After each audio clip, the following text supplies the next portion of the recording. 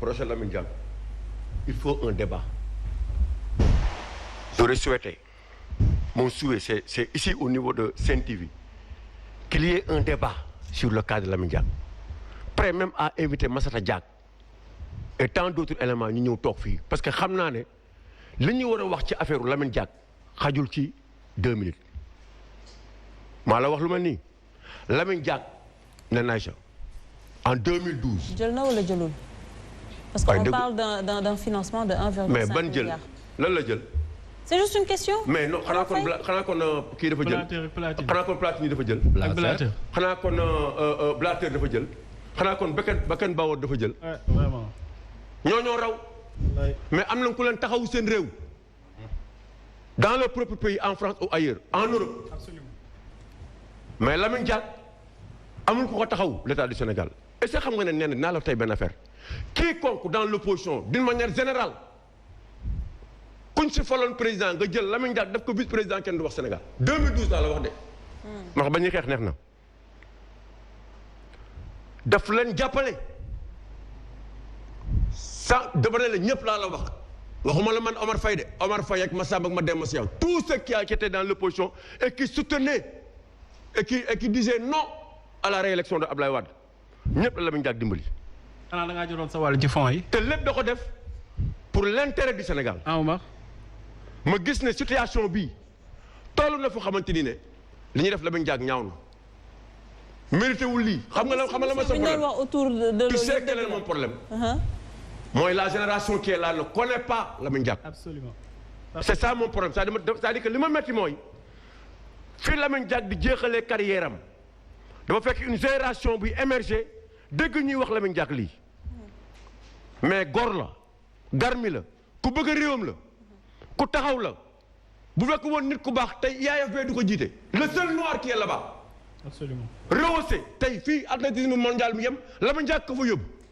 pour une histoire est-ce que kon cabale la contre la race noire parce que ñu bëri loolu nekk dox parce que tubaab bi li ngay wax ni ñoom contraire mais cabale la est naa la benn affaire de Lamine Diack coronavirus moo tax Sénégalais yi demuñu France man Omar Faye personnellement bu du woon bu fekkoon frontière aérienne yi aujourd'hui je me retrouvais en France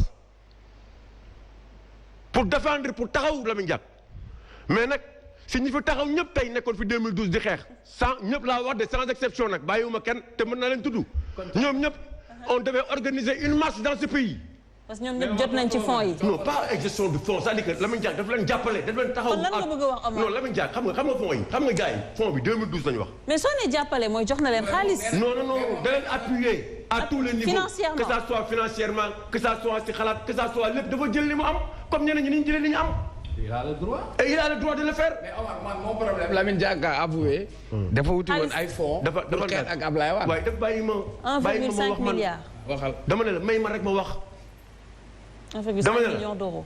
fu nit mën a jëlee dara pour jàppale sa réew da nga koy def fii ñi fay campagne bi dañuy li ñu am ñoo ko moom. dañ koo sàcc. boo demee France Trump noonu la mel loolu la man ñeneen ak ñeneen comment Wade on l'a fait pour le déboulonner les autres ne connaissent pas.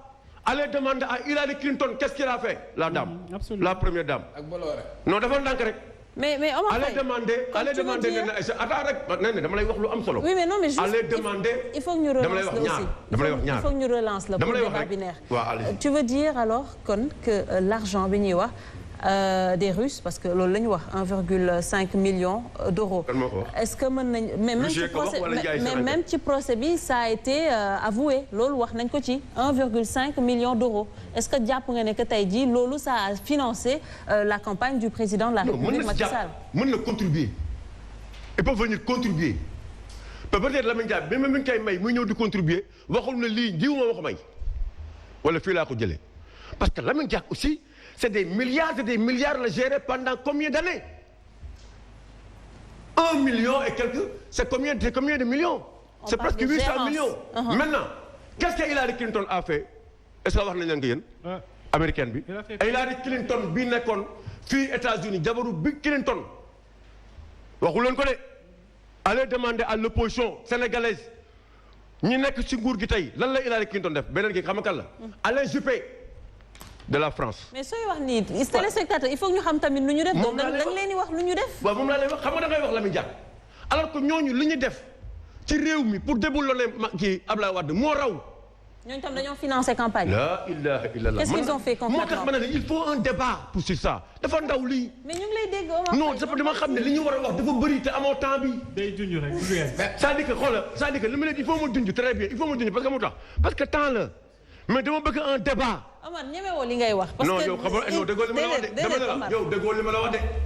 dama ne la képp ku nekkoon ci opposition bi laa la wax man c'est j'étais clair. d'accord amul ci kenn ku Lamine Diack dimbaliwul. il mérite pas ça. il mérite pas ce qu'il est en train de vivre aujourd'hui tous ceux qui sont là ceux qui sont dans l'opposition et d'autres qui étaient dans le pouvoir xëy quitté on devait se retrouver en France pour soutenir Lamine Diack te dinaa la benn affaire de bis bu ñu defee fii ñëw taxaw fii ne dañuy def enquête wala dañuy def quoi que ce soit dinañ ci fekk au moins ay patriotes ñu taxaw faire face.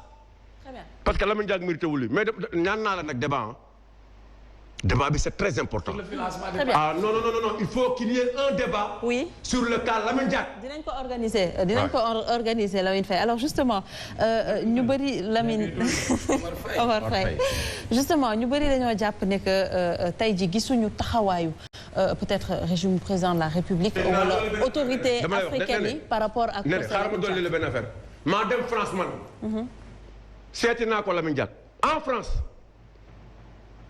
maa ko seeti amul benn kilifa buy jël téléphone am di oote di ko xool ci bonne situation nga nekk il y en a pas même des correspondances que ces enfants ont adressé au président de la République amul réponse Lamine Diack ne mérite pas il a été trahi par l'opposition d'une manière générale en 2012. 2 minutes rek parce que moom it interpellé na ma ci. non da nga bëgg a wax ne que il a été trahi par le président de la République Macky Sall. non bay ñëpp laay wax parce que amul tax su ma waxee Macky Sall benn ki nit la. mais moom moo yor pouvoir. waaye dama ne la benn dama ne la. bureau Almadi la woon. Almadi bii saa yu gars yi amee xuloo sax moo leen di jubaatlee. li nga ci xam ne bëri na. man dama lay wax lu leer man attention ces gens-là peuvent être au pouvoir aujourd'hui mais am na lu ma xam ne. tu veux dire que fa lañ ko daan fekk en fait. non sax waaye dañ daan daw di ko seet si. te naa la benn gis nga juróomi at yi nga gis nii. juróomi at Macky Sall bu taxawee ne sama juróom-ñaari at dindi naa ko def ko juróomi at Lamine Diack la moo leen oo ñoom ñëpp ne leen bu fekkee da ngeen bëgg peuple bi gëm leen ne fi ngeen jëm intérêt Sénégal la jël leen juróom-ñaari at ngeen dindi ko def ko juróomi at avant élection yi c'est par la suite lañ dem Radisson taxaw fa ne sama mandat bi ñu ma jox juróom-ñaari at dinaa ko def juróomi at buñ ma wax loo je sais waaw.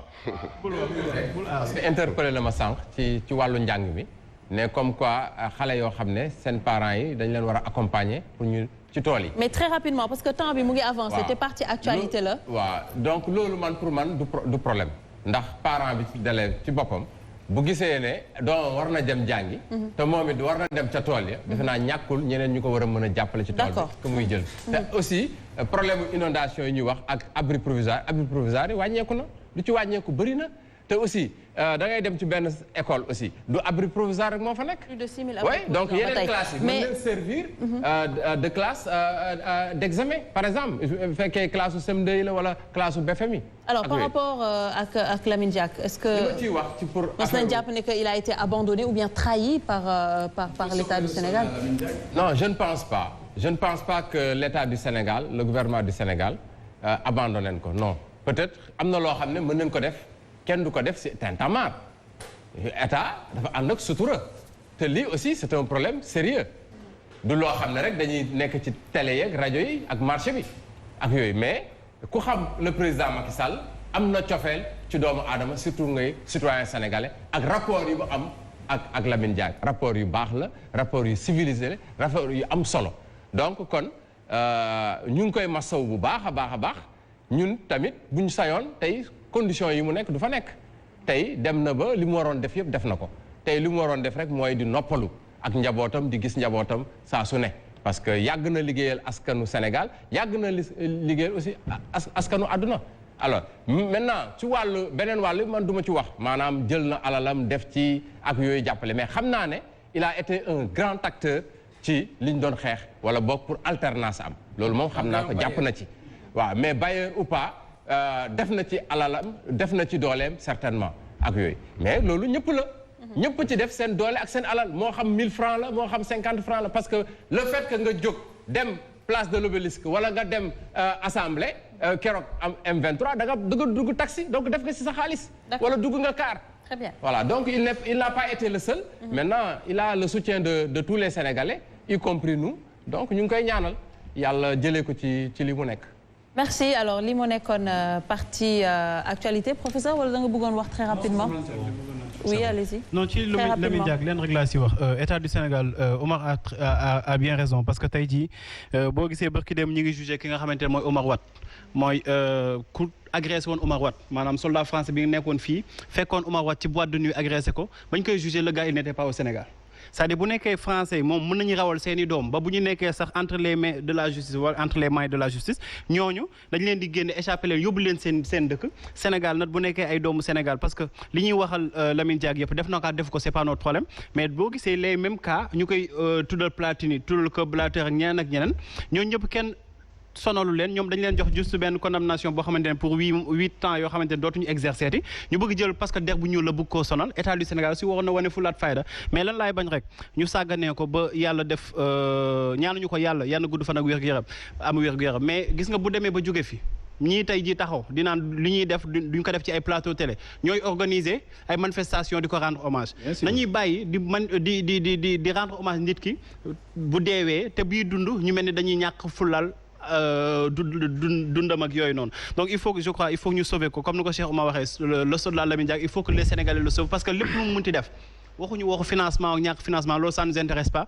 parce que aussi Sénégal fii parti politique ku nekk financé nañ la financement mooy problème bi nan nañ leen di financé ak si yan condition nañ leen di financé te yaakaar naa boo xoolee ci parti yëpp amul kenn ku la mën a ni financement yi xaalis bi yëpp origine licite la amul benn parti bu la ko mën a wax amul benn organisation bu la ko mën a parce que Omar Faye bi indi xaalisam xamoo fan la koy jëlee mais il faut que ñu xoolaat bu baax a baax lan mooy le problème ba sénégalais yi am na benn sénégalaise bu nekk la dame là bu nekk Arabie Saoudite nekk fa di fa subir ay injustice Mayang Diop nekk fa di fa subir ay injustice Sénégal mel ni du ñu dégg ngay dégg sénégalais ñu leen di rey Brésil États-Unis France ak feneen di leen teg ay traitements yu inhumains mais doo dégg mukk état du Sénégal réagir alors que yeneen dëkk yooyu noonu tey ji bu ñu amee problème ici au Sénégal barki dem rek ba fi gars yi dugalee drogue ñoom ñëpp dañ leen génn yóbbu leen te pourtant sénégalais yi nga xamante ne dañu nekkoon ci dossier bi ñu ngi ci prison ba tey donc il faut que ñu respecter sénégalais bu baax a baax respecté waat aussi li nga xamante ne mooy suñu àq ak suñu yelleef parce que bu ñu ko respecté wul de l'extérieur mu ñu xaar kenn respecté ñu ko à notre place mënuñu xaar keneen respecté à notre place donc daal Lamine Diack il faut ñi nga xamante ne mooy autorité yu fi nekk di autorité politique mais aussi étatique ñu jël seen responsabilité ñëpp war mën a taxaw manifester une solidarité def ko ci place publique bi tweet yi nga xamante ne dañ koy def di adresser suñu soutien ak yenn autorités yi mais lan moo tax defuñu ko ci Lamine Diack koo xamante ni c'est un sénégalais boo xamante ni bokk na suñu yëkkati drapeau Sénégal bokk na si ñoo xamante ni dañuy def lu rëy ci Sénégal. dama lay dolli benn affaire. Lors des élections législatives passées, Abdoulaye Wade était en campagne. Pour vous dire la grandeur de cet homme, quoi qu'on puisse dire. Xam nga la wax si l'État du Sénégal ne peut rien pour régler le problème de Lamine Diack, je m'en charge. Je vais me constituer avocat pour aller prendre Lamine Diack. te xam naa ne bu newoon chef d'État bi avion dina ko teg France dina fa dugal Lamine Diack. Mais c'est ça la grandeur de l'homme et pourtant c'est lui qui a été combattu. Absolument. mais fàtte nañ sax ñoom loolu ñu ngi ci beneen dimension. La dimension de l'homme la ñu xaar fi mu jaar li mu def ci réew mi en tant que noir en tant que sénégalais. Absolument. nga yaakaar ne tey war nañ nangu tey. situation bi moom mu di ko dund. loolu dafa ñaaw. leen daal laa ci mën a wax tey waroon nañ mën a taxaw. Lamine Diack wàccoon naat Sénégal. li mu amoon wax ko def ak Sénégal ak sénégalais yi. Sénégalais ñoo ko deseel te wax nañ ko delloo njukkal de son vivant balaa ñuy xaar la ba muy trop tard ñu koy doogay def. alors justement tout à l'heure immeuble bi ma lay wax waaw immeuble bi mooy avenue Brière bi nekk avenue Brière fii ci assemblée nationale mooy avenue immeuble Brière ci boppam la tudd mooy fi nga xamante ne au fonctionnaire fa lañ nekk na nga ko jël de parce que dafa am lu ñu ci war a wax am immeuble boobu ñu jaay. d'accord na nga ko jël nee na c'est important. dinañ ci waxaat. exactement dinañ ci organiser un débat yow yi ñu war a débat sax moo war a bëri mais juste pour